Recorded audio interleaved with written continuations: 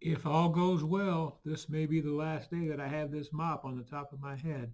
Hopefully, my barber will be available tomorrow and I can go back to my 216 style hair because I don't like being this shaggy. When I was 18, 19, it was fun. I had a haircut like the Beatles, even though the Rolling Stones were my heroes. I liked them better than the Beatles, and I still do. And they've lasted longer, but they're not as well known. You know, it's not the quality of the music, it's not the quality of the product that makes you a success. It's the best known product. So the Beatles had a little bit better PR program going for them. So yeah, that's the way it is. I don't like it. You don't like it, but that's the way that it works out. Anyway, what I came to talk to you about this morning is statistics. I had someone text me this morning who had been with me for a couple of months, and she resigned.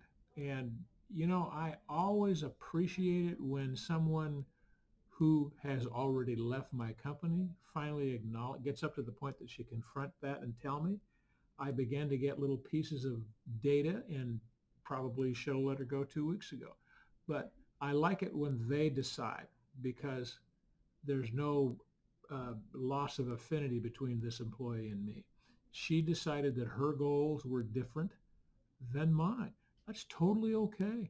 I don't want you working on something that doesn't align with what your goals are because you're eventually going to check out and you're not going to be able to sell something or you're not going to be able to provide the right kind of customer service.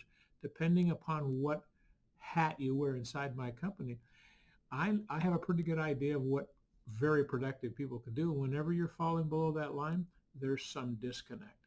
And I wish her the best. I absolutely wish her the best. I hope she stays in touch with me.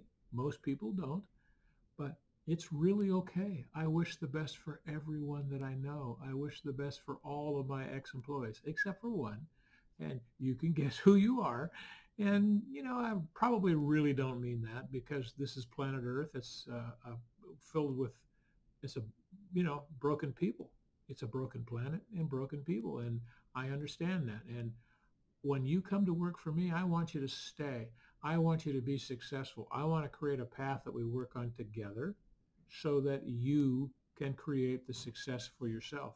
But at any time that you feel like you have to disconnect, just cojones, you know, just man up or woman up, I guess is the correct term, and decide.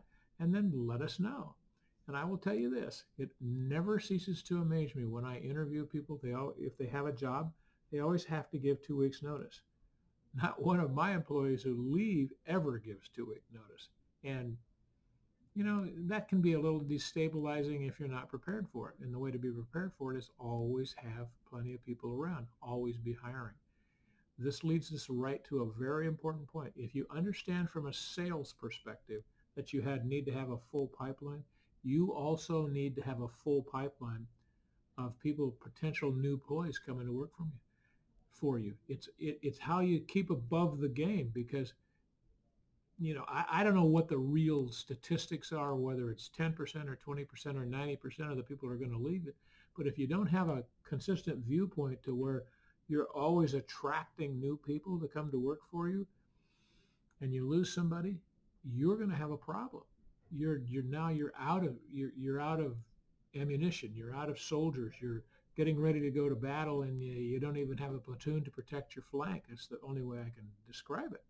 So keep that pipeline full and maintain high levels of affinity for the people around you, even the ones who leave you, because I've never met anyone in this lifetime who ever worked for one company for their whole life. I haven't done it. You probably haven't done it. So don't be shocked when someone does it to you. I mean, it's kind of what we do. Be shocked when you've done a good enough job of creating an opportunity for someone that they don't want to leave you and that they're producing statistics, which is what the graphs are all about. Because when you use graphs, you don't have to be emotional about it. I mean, I remember a long time ago, maybe 30 years ago, 40 years ago, I was a district manager for Kmart, and I fired one of my store managers. I went to a party at her house that night with her and her husband. They're different issues. They're completely. She was my friend, but I couldn't allow her to continue to do the out ethics things that she did or create the problems that she did for me. And I'd warned her several times, probably 3 times, which is 2 times too many. But she came back to work one day after vacation. I said, do you remember what I said before you left? If you did this, I was going to have to let you go. She says, yeah. You did it, didn't you? Yeah.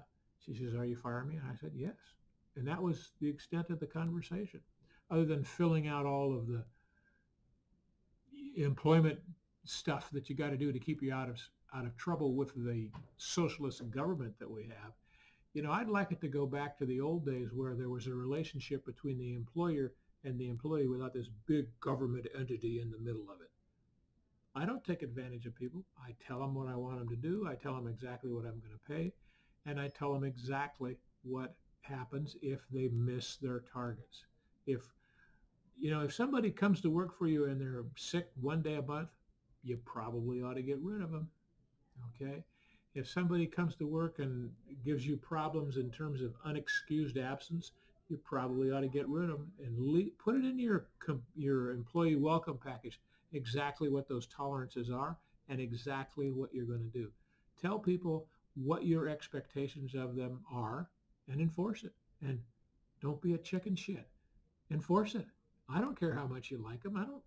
I like this lady that I fired. I can't even remember her name. I can still see her face, but I can't remember her name. Mary was her name. You got to have the fortitude, and otherwise you're not enforcing your culture. So it's your culture.